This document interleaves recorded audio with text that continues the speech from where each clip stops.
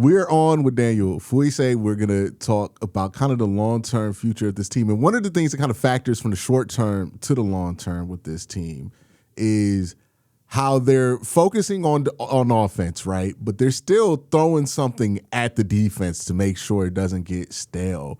One of my favorite picks in this draft class was Emmanuel McNeil-Warren. I think he was just phenomenal to watch at Toledo. Obviously, the MAC, you're going to get discounted for that. But he had some good games versus Power 5 opponents. Kind of remind you of what the deal was around Harold Fannin, where people just ignored the tape because it was at Bowling Green. But then he comes to the NFL, it was spectacular. How has he looked so far when you've seen him at rookie minicamp? Yeah. And what do you think his future is as a safety for the Browns? Like, where specifically does he play? Yeah, well, first off, I love the pick as well. Early on in the draft process, I thought that whether it was, a slot corner or a safety, someone that, can play a little inside and kind of like a star role, something like that. I thought that was something that they could really target, especially with, them not re-signing Brayshawn Jenkins and their use of three safety roles. He was really, I'm gonna call him EMW. I'm gonna just to make it short. I'm gonna probably calling him that going forward. But he was really impressive, especially on the second day. He's a guy that, like, I know a lot of people have been looking for like a center field type of player, but the game, like, defenses and the game is played a little bit differently. Like, we're seeing more two high safety. We're seeing, the best safeties play closer to the line of scrimmage and in the box. And I think he's going to have a really versatile role. Like, he was lining up in a lot of spots. Like, he was, doing the deep third. He was doing the half field stuff. He was lining up, in the box, kind of as a slot guy. And he was he always seemed to be in the right place and around the ball. Like, I remember a play where I think Taylor Green kind of checked it down to the running back in the flat. It was kind of like an escort block. A tight end was out there for like an escort type block. And, like, if it was live, he would have blown the entire play up. And he knew it too. Like, the way he reacted, he knew it.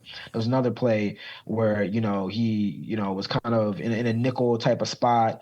Like, it looked like he was probably going to be a man coverage, and they ran a run play to the right side, and he quickly, like, recognized it to run. And you just saw, like, he was in the right spot, like, keeping the play inside and then shedding the block. And, he was ready. He was right there. So, like, with with the size element, like, he's a lanky guy, long guy, like, you really do see like a very versatile role where, like, they can interchange all of those three safeties with him, Grant Delpit, Ronnie Hickman. Like, they're still going to play a lot of single high coverages, but in those moments where, like, they do single high, and they have a buzz guy that kind of comes down, is kind of roaming and patrolling, he can do that. Or if he's gonna, kind of play more in the box, and they're going to play big nickel, and he's going to play in man and maybe cover a tight end. Like, I think that he does have the potential to play a very, very versatile role. And I don't want people to be, like, close-minded and be like, oh, well, this guy has to be our free safety. Like, he even talked about how he started off playing strong safety. So he's used to being in the box. Like, I asked him, he was like, I started off as strong safety, and then over time, like, I was doing free safety and then doing a lot more stuff. But I really think that he has, like, a real potential to make an impact near the line of scrimmage, because, again, that's where, like, the best safeties are playing right now. He talked about watching a lot of tape of Derwin James, Nick Emenwari, Kyle Hamilton. All those guys are demons near a line of scrimmage. And I think he can play that type of role too. No, it's crazy because I think that the Browns have a legit chance to go back-to-back on Defensive Rookie of the Year this year. It's what Carson Swessinger last year, Emmanuel McNeil-Warren this year. Even if he doesn't win Defensive Rookie of the Year and he just has a really strong rookie campaign, like, being able to, at all three levels of your defense, add core players to a defense that was already good when those guys got there, right? So you got Mason Graham at the line, you got Carson Swessinger already at the middle of that defense, and then if you add Emmanuel McNeil-Warren on top of that, I mean, that's good refreshing of the defense, because you're not waiting until they get bad, which kind of brings me to the long-term picture of the Cleveland Browns. Hey, let me talk to you about my sponsor for this year, PrizePicks. It's a fun way to win cash while you're watching your favorite teams. Forget complex betting rules. Their app is designed to be incredibly easy to use.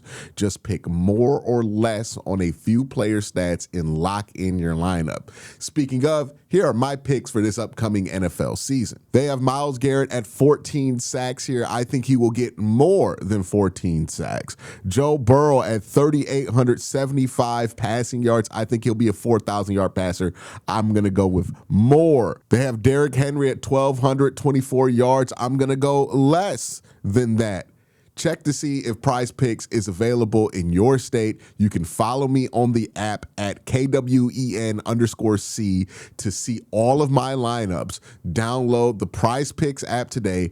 Play $5 and get $50 in lineups when you download the app using the link in the description. A lot of the short-term conversation about Cleveland kind of rotates around things that I don't know how important they're going to be, right? We talked about this quarterback competition. We talked about some of the stuff that you're trying to do on offense. But if we look at the long-term picture of this team and how they're trying to build an identity to try to be good over the next 5 or 6 years, it's clear to me that the defense is probably going to be the identity of this team, even if the offense gets much better. I think they're aiming for that to be the identity of this team. Like, we got Myles Garrett. He's one of the best ever. That's going to be what the face of your team is until you get, like, one of the best 5 quarterbacks in football or something like that. How do you feel like Andrew is balancing? They want to win games this year. It's been made clear from Jimmy Haslam, right? He said, I expect to win more games than I did last year, I think at the owners meeting this year. But also keeping an eye on managing that long-term picture of the Cleveland Browns and how you maintain how you create this team's ability to create some stability, not just with people in the building, but like with the win-loss record. Well, I'll say like internally, like they're definitely trying to win in 2026. And I would say like if that wasn't the goal, I don't think that Andrew Berry would still be around. I think that if the goal wasn't to win in 2026, Jimmy Haslam could have easily have cleared house, start fresh with a new head coach and GM, and make a lot of roster moves that signal that you're kind of punting to 2027.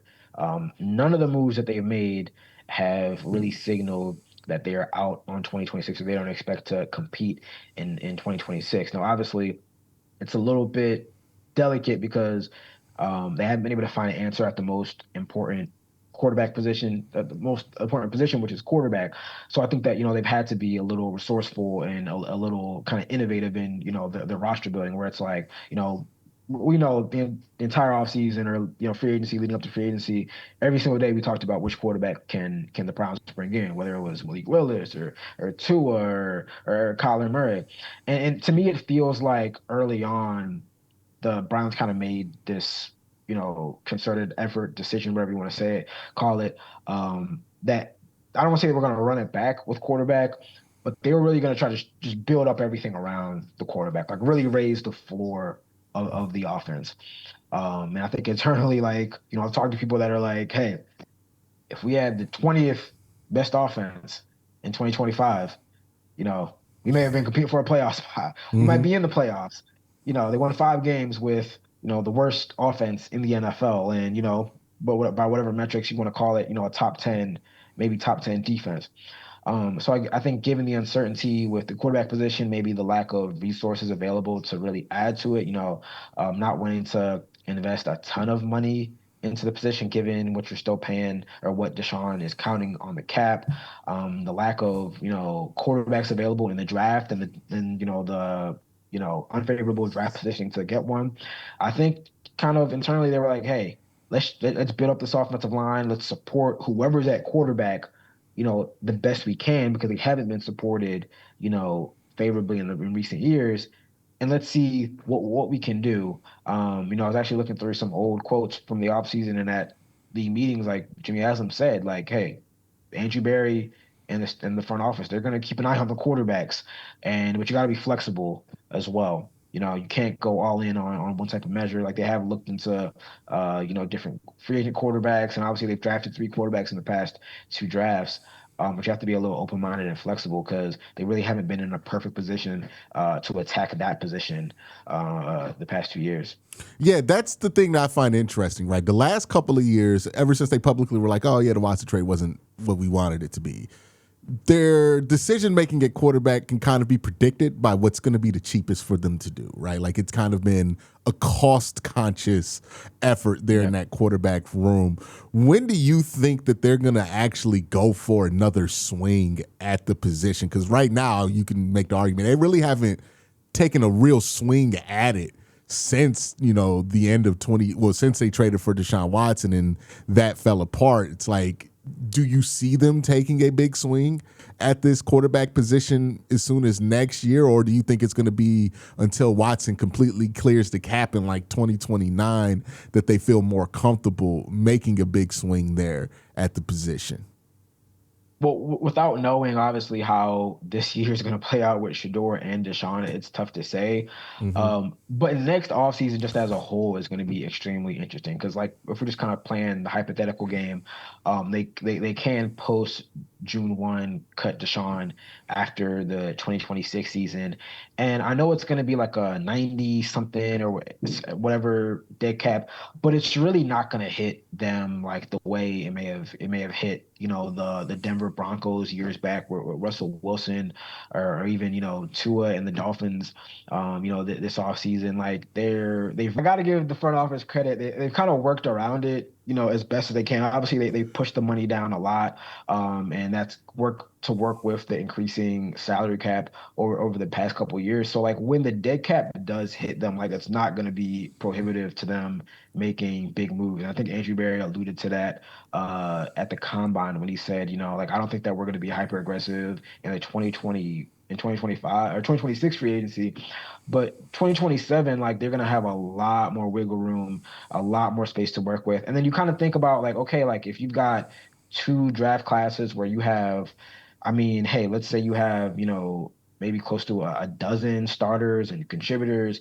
Like, there's really not going to be a lot of big holes if this 2026 draft class plays like a lot of people are expecting. And maybe, they are going to be in a position, whether it be in free agency or in via trade acquisition. I think they have 10 picks again next year, a couple extra fourth round picks.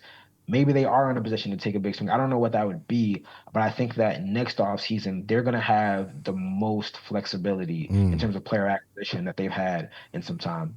Yeah, it's going to be interesting because it's like they have spent a lot of resources over the last couple of years really trying to build a foundation on one side of the ball, and then really this year aggressively building around the quarterback position.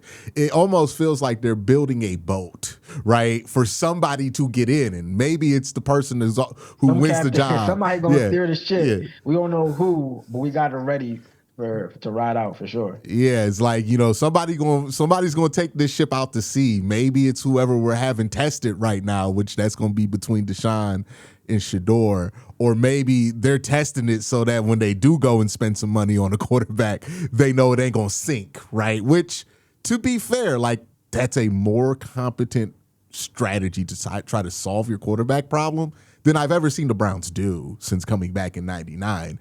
It's usually a let's take a flyer and hope that somebody can save us type situation. And I think the Browns are taking a much more of a save yourself approach here.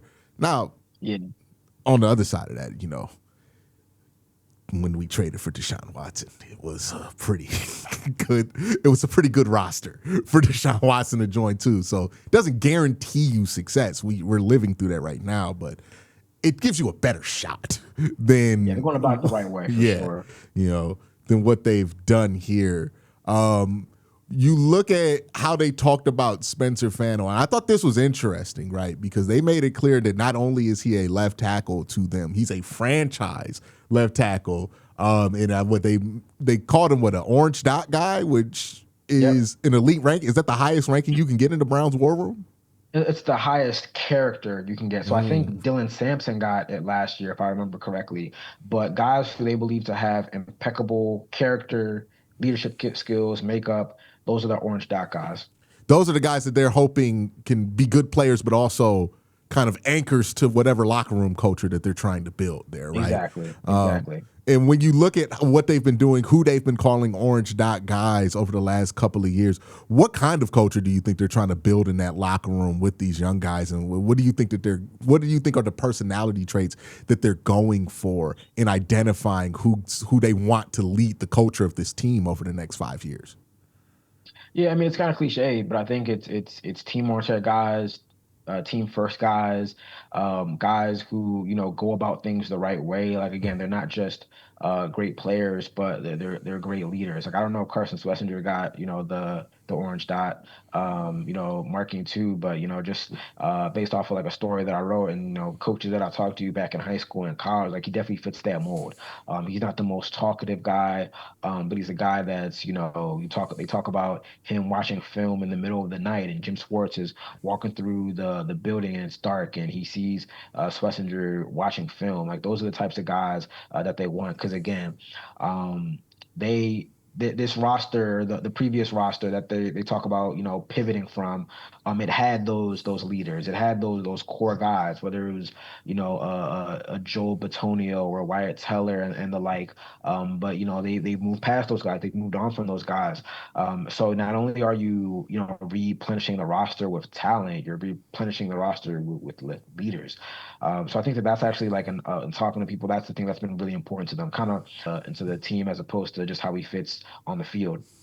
All right, man. It's been a pleasure talking to you, Daniel. The last thing I ask you today is, when you're in that building and you're interacting with some of these players, right? There's sometimes, as in the past in Cleveland, the weight of being the Browns kind of like affects guys, because you don't have much confidence about yourself when you don't think you're on the best team, the best organization. And I've seen that kind of affect locker rooms before. Where do you feel like this team's psyche is on that? Do you think guys are like still excited to be a part of this program, or do you think kind of the weight of the last 2 years is a visible thing that Todd Monken's going to have to manage during training camp?